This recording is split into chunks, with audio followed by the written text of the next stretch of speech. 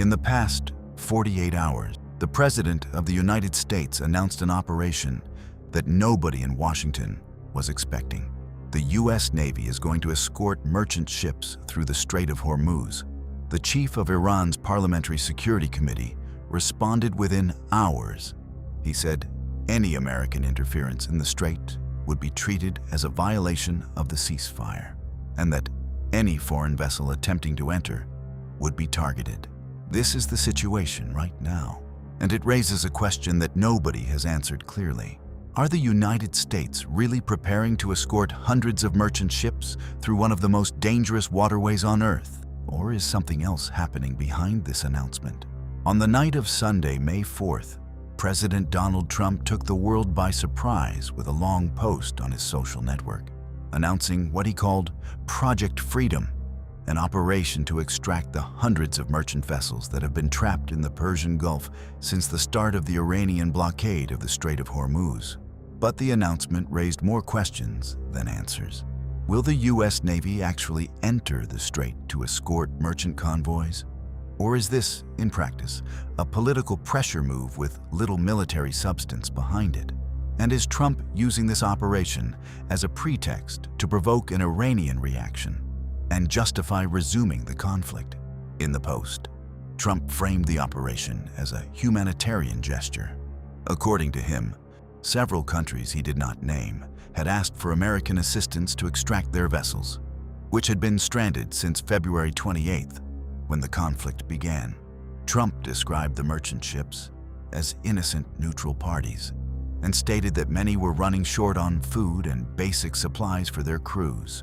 Then came the line that mattered most. Any interference with the operation, according to Trump, would be met with force. Shortly after, CENTCOM, the United States Central Command, released its own statement describing the military package dedicated to Project Freedom: destroyers, more than 100 land-based and ship-based aircraft, drones, 15,000 troops, all operating in parallel with the U.S. naval blockade against Iranian ports in effect since April 13th. Admiral Brad Cooper, the CENTCOM commander, classified the mission as defensive and essential to regional security and the global economy. But what exactly is the U.S. Navy talking about? Military escort or just some form of maritime guidance? According to multiple sources, Project Freedom is not a naval escort in the classical sense. The U.S. Navy, at least for now, is not going to position destroyers and cruisers alongside merchant ships and accompany them through the strait. What it is going to do is operate as a coordination cell, sharing information with ship owners, governments, and insurance companies about safe routes free of mines, while keeping forces nearby, ready to respond if Iran attacks. In other words, the operation Trump announced as a military escort is, in practice, a navigation guidance and rapid response service. From what can be assessed at this point, American warships will not enter the strait alongside merchant vessels. They will hold position nearby, most likely in the Gulf of Oman, ready to react if anything happens. According to statements published by maritime security agencies, the United States has designed a new transit corridor through the strait, running through the territorial waters of Oman. This corridor bypasses the route that Iran had unilaterally designated, which passed through Iranian territorial waters and gave the Iranian regime control of traffic and the ability to charge fees. By using the route through Oman, the United States is openly ignoring the unilateral rules that Iran tried to impose. But does the United States have the assets in the region to actually do this? The American naval force currently operating in the area is built around two aircraft carriers, the USS Abraham Lincoln and the USS George H.W. Bush. A third carrier that had been on station, the USS Gerald R. Ford, is now returning home after setting a record for the longest at-sea deployment in recent U.S. Navy history, 314 days on mission. In addition to the carriers, the region has at least 8 destroyers, 3 littoral combat ships, nuclear submarines, and 2 amphibious assault ships. In theory, this firepower is sufficient to provide rapid support in the event of strikes within the strait. But to conduct naval escorts of hundreds of merchant vessels trying to enter and exit the Gulf, this force may not be enough, depending on how Iran responds. The Iranian reaction was immediate.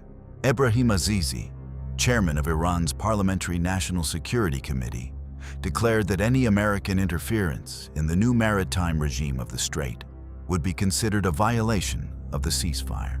Then, Major General Ali Abdullahi of the Iranian Armed Forces Central Command went further, stating that any foreign force, particularly American forces, attempting to enter the Strait would be targeted and engaged. He emphasized that the waterway remains under firm control of the Iranian regime. But is Trump really trying to reopen the Strait? Or is he setting a trap to lure Iran into a misstep? Tehran has already warned that it will consider this a violation of the ceasefire, which means that if there is an incident, an attack on a merchant vessel under American coordination, or against U.S. naval forces in the surrounding area, Trump could use it as justification to resume offensive military operations. There is one detail that reinforces this reading. Trump announced Project Freedom on the same weekend, in which he called the Iranian 14-point peace plan unacceptable. The operation is therefore being seen as leverage on the negotiating table. And how long will that leverage hold before it becomes a trigger? No one knows. What we will be tracking starting Monday is essentially a test on 3 fronts. A test for ship owners, who will have to decide whether they trust American coordination enough to attempt the passage of their vessels. A test for Iran, which will have to decide whether to follow through on its threats or back down and let the operation proceed. And a test for the White House, which has to balance the political win of opening the Strait against the risk of restarting a conflict that has not yet ended. What we know is this: if something goes wrong in the coming hours, the American response is already promised. The naval and air assets are already in position. The orders are already written. The Strait of Hormuz handles roughly 20% of the world's seaborne oil trade. Closing it for an extended period is not an Iranian victory. It is a global crisis. Reopening it is not a humanitarian operation. It is a strategic act that redraws the balance of power in the region. For now, the question is not whether the U.S. Navy will engage. The question is whether Iran will give it a reason to.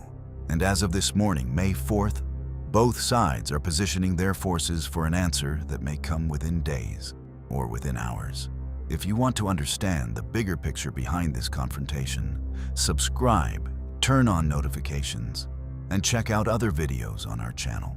We are covering every layer of this shift as it unfolds.